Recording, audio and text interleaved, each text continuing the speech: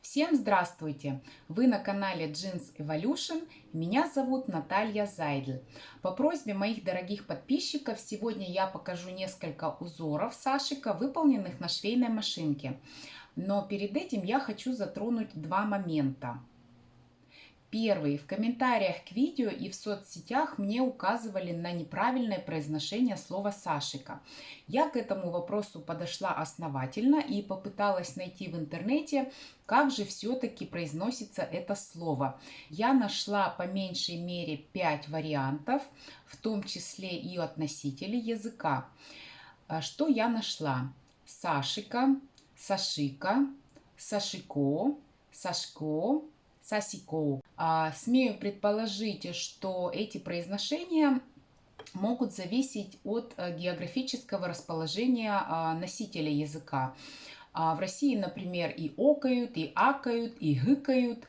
И говорить о том, что кто-то неправильно произносит слова, было бы не совсем уместно.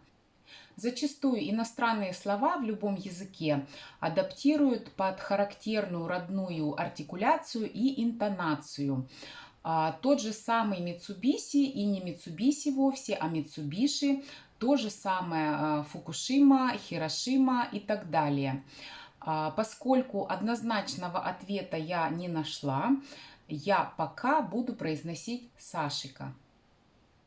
Второй момент. Есть люди, которые яростно критикуют машинную вышивку сашика. К этой теме я подошла не менее основательно, и я нашла швейные машинки для вышивки сашика. Одна из них марки Baby Lock, и модель так и называется сашика. И выпускается она, если я не ошибаюсь, уже в 3-й модификации. Машинку производят не где-то, а в самой Японии. Машинка эта выполняет одну единственную строчку, имитацию ручного шва вперед иголку. Очевидно, машинная имитация вышивки сашика чувства японцев ничуть не оскорбляет. Свою машинную вышивку сашика я никогда не называла, я так и говорила, что это имитация. Я выполняю узоры или мотивы сашика. На этом я закончу и приступлю к работе. Здесь я приготовила 4 квадрата из джинсовой ткани. Ткань у меня не толстая. Для того, чтобы в процессе стежки или вышивки, кому как угодно называйте, у меня все это не стягивалось, да, я ее укрепила флизелином. Флизелин, я, к сожалению, не знаю точно, какой у него граммаж, но по ощущениям, по сравнению с моими флизелинами, которые у меня есть, и граммаж которых я знаю точно, этот, примерно 40, наверное, грамм так на квадратный метр. Размеры больших квадратов 21,5 сторона, у этих 16,5 сторона. То есть я буду здесь вот вышивать в области 15 на 15 и здесь 20 на 20. Начну я с маленького квадрата, и первым я покажу узор, называется «Соединенные уголки». Согласно той книге, о которой я упоминала в одном из предыдущих видео, этот узор должен вышиваться по сетке 2,5 сантиметра сторона ячейки, да? То есть маленький квадратик должен быть со стороной 2,5 сантиметра. Но для этой заготовки это будет слишком крупно, поэтому я решила сделать сетку 1 сантиметр. Здесь я отметила крестиком квадратики, с которых я начну вышивать. То есть сначала я выполню эти 4 квадратика и затем уже вниз от них начну вышивать вот эти вот лесенки, да, так называемые. Ровно по этой сетке вышивать я не буду.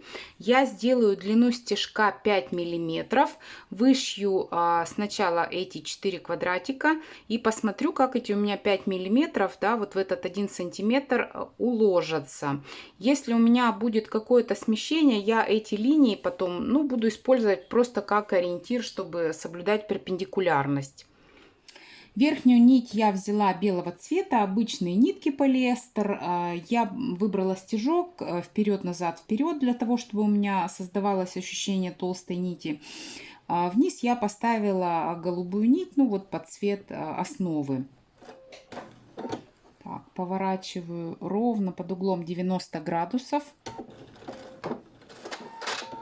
Так, вот первый квадратик у меня готов. Прежде чем выполнять второй квадратик, я померила, сколько этот квадратик у меня, какова у него сторона. И вот ровно столько же 3 раза отложила сюда. У меня получается все-таки смещение. Буквально, ну вот на миллиметр-полтора. Следующий, конечно, будет больше. И следующий еще больше. Но придется мне вот каждый раз после каждого квадратика перемерять и обозначать, где будет следующий квадратик. Я перемерила место расположения всех квадратиков, и у меня четвертый квадратик оказался смещен на полсантиметра.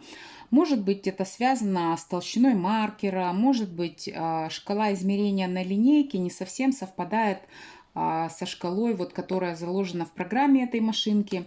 Ничего страшного, я сейчас выполню последний квадратик.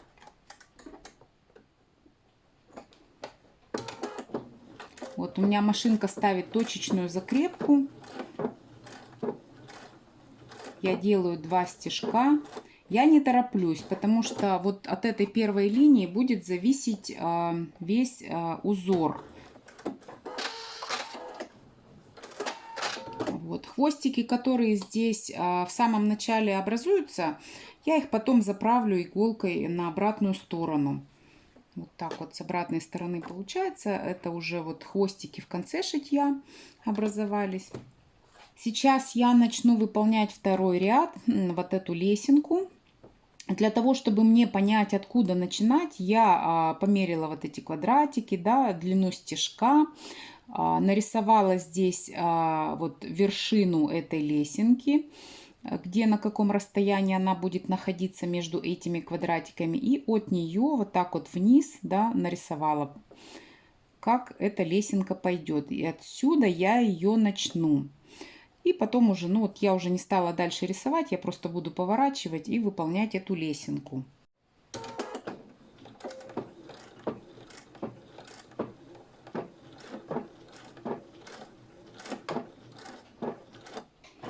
Вот важно, первые 2 стежка, которые я выполнила, вот эта точка, она должна быть как бы, ну не видно, вот здесь не показать, к сожалению. Да, я сейчас выполню несколько ступенек и покажу.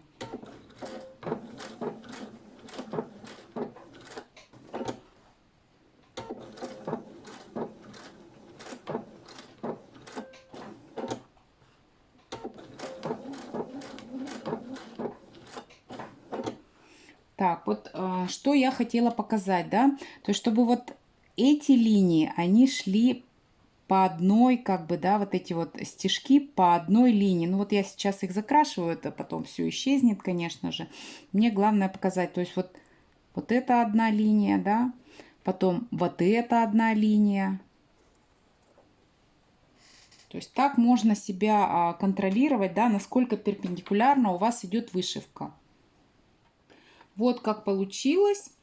Не совсем, конечно, вот ровно-ровно все перпендикулярно. Сейчас я выполню следующий ряд квадратиков. Они будут вот здесь 3 квадратика у меня будет. Я опять же так все померяю, нарисую их и вышью.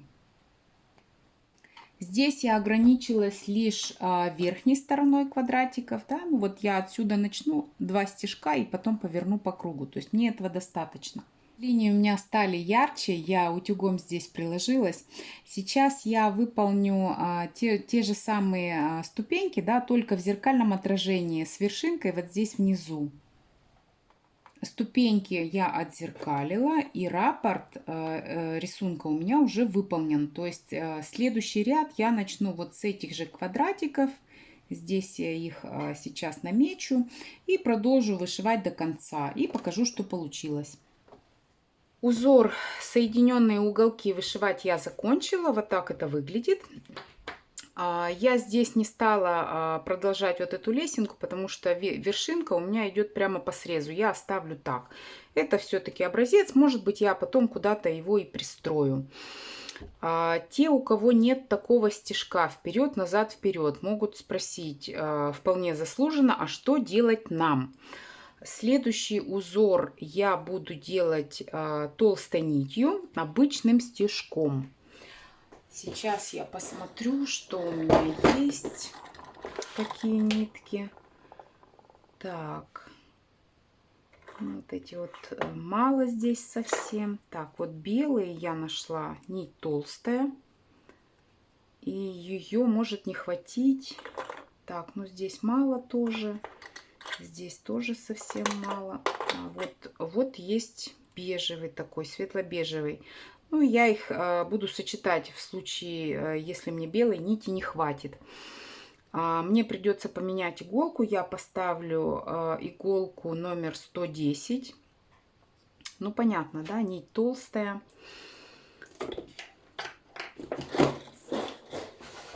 И следующий узор будет несколько сложнее. Называется он «Семь сокровищ». Этот узор символизирует золото, серебро, агат, лазурит, жемчуг, коралл и горный хрусталь. Рекомендованный диаметр кругов для этого узора 5 сантиметров, что, собственно, я и буду делать. Я долго искала и нашла вот такую крышечку. Она почти 5 сантиметров в диаметре. Когда я ее обведу маркером, у меня будет 5 сантиметров. Но рисовать вот сразу по крышечке довольно рискованное занятие. Может быть какое-то смещение. Я сделаю сетку вспомогательную со стороной квадрата 5 сантиметров. Сначала я выполню эти 9 кругов, ну я их назову основные, белой нитью. Если мне ее будет не хватать, то следующие круги, которые здесь я нарисую, я буду выполнять бежевой нитью. Для того, чтобы у меня круги получились без наложения стежков, я не буду закрепку делать ни в начале, ни в конце. Я буду выводить хвостики наизнанку и там завязывать узелки. 2 круга я выполнила. Они, конечно, ну, не совсем идеально ровные получаются, хотя я каждый стежок, вот после каждого стежка поворачиваю немножко ткань. Нитку мне все-таки пришлось поменять. Та нить оказалась очень толстая для этой машинки. Она начала и рваться, и запутываться внизу. Я поставила другую, ну, тоже потолще, чем обычную нить нашла. Времени на этот узор потребуется очень много. С первым узором, конечно, не сравнить по скорости выполнения, но зато он очень эффектный.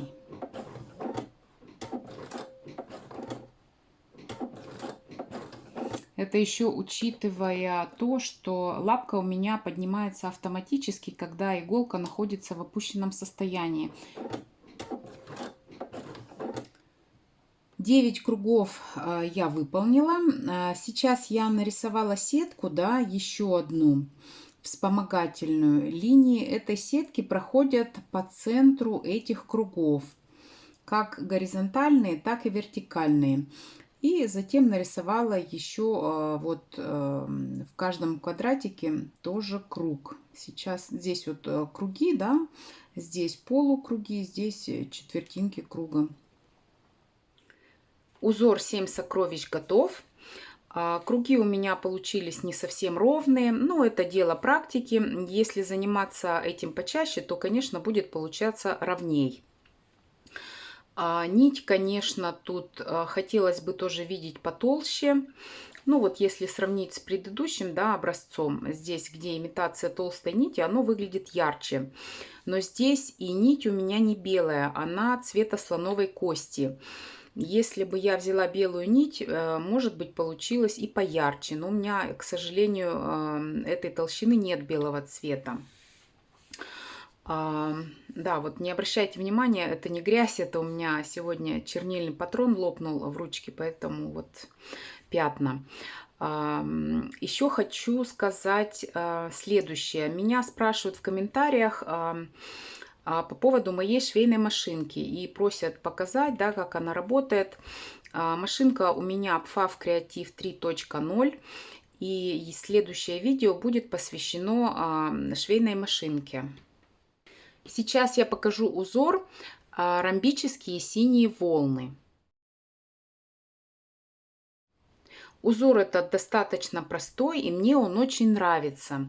Для выполнения этого узора нужно сделать сетку с соотношением сторон 2 к 1. Но я это делать не буду. Я высчитала, что линии, которые формируют ромбы, расположены по отношению к горизонтальной линии, ну вот к нижнему срезу, под углом 25 градусов. Сейчас я из одного угла прочерчу эту линию под углом 25 градусов, проложу строчку и, отступая от нее 4 сантиметра, проложу следующие строчки в этом направлении. Используя вот такую линеечку или ограничитель, который практически к каждой машине в комплекте идет, я прокладываю вторую строчку. То есть я сюда совсем не смотрю, я смотрю сюда.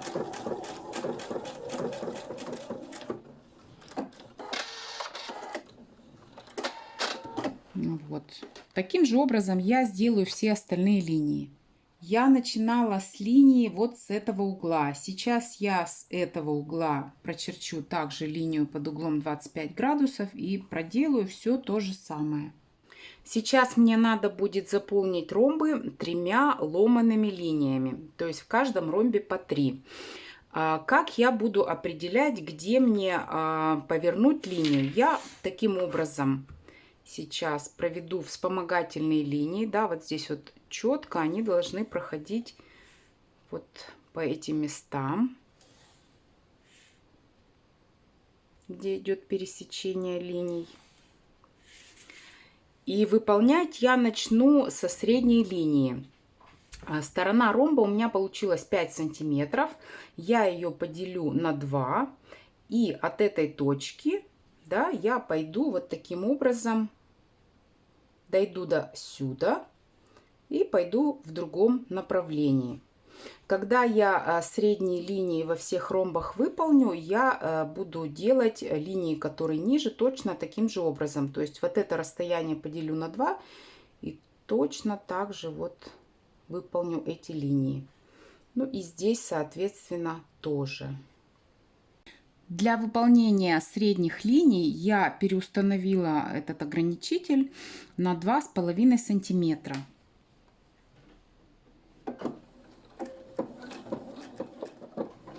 Здесь стежок я поменьше сделала, повернула.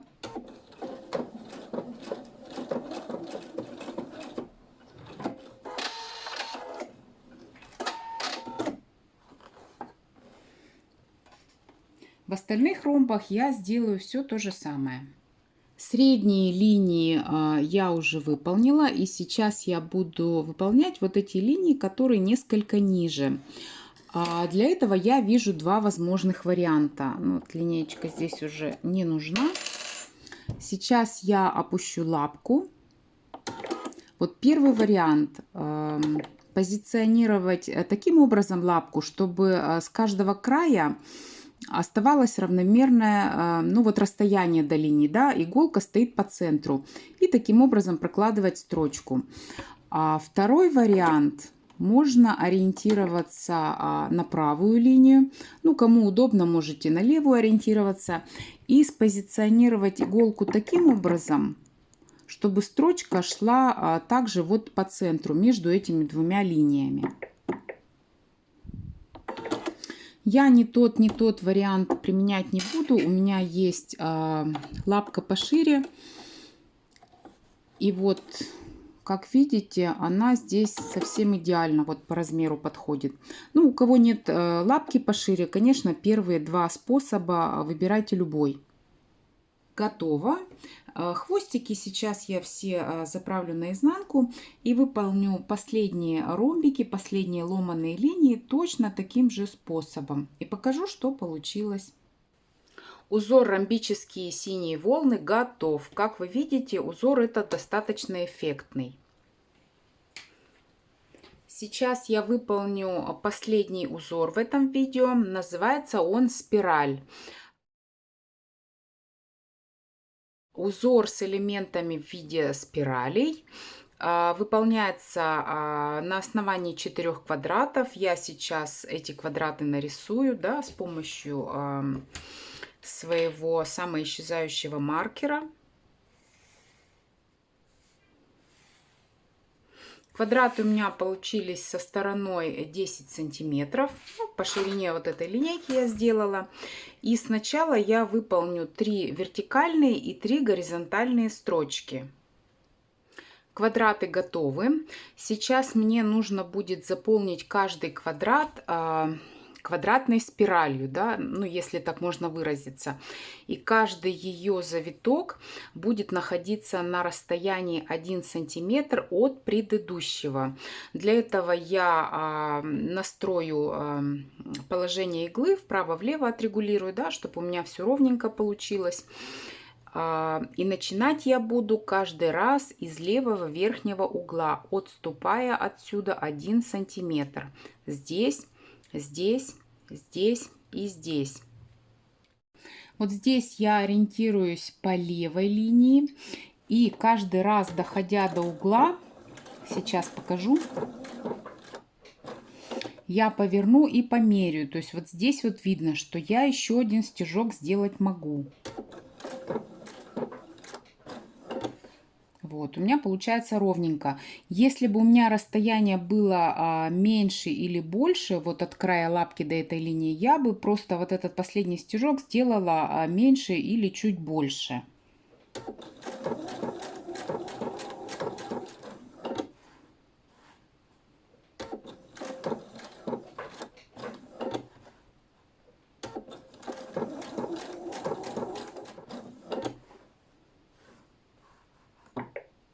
Поменьше сделаю стежок. Вернусь к предыдущему размеру. Первый квадрат готов. Спираль я закончила тоже квадратиком. И сейчас я выполню все то же самое в остальных квадратах. Узор спираль готов. Этот узор настолько прост в исполнении, что времени на него требуется совсем немного. На все про все, по моим ощущениям, я время, конечно, не засекала, у меня ушло не более 15 минут. Сегодня я показала узоры, которые основаны на разных геометрических фигурах и формах. Это квадраты, ромбы, круги и лестницы. Ну вот ступеньки, да. Конечно же, существует большое количество узоров на основе квадратов и ромбов, и кругов, и на основе ступенек. Если вам интересно, пишите в комментариях. Я с удовольствием сниму отдельные видео по каждому виду, да, вот квадратные узоры, ромбические, с кругами, со ступеньками. Буду рада вашим отзывам. Если вам нравится то, что я делаю, подписывайтесь на мой канал. Всем желаю хорошего настроения. До свидания.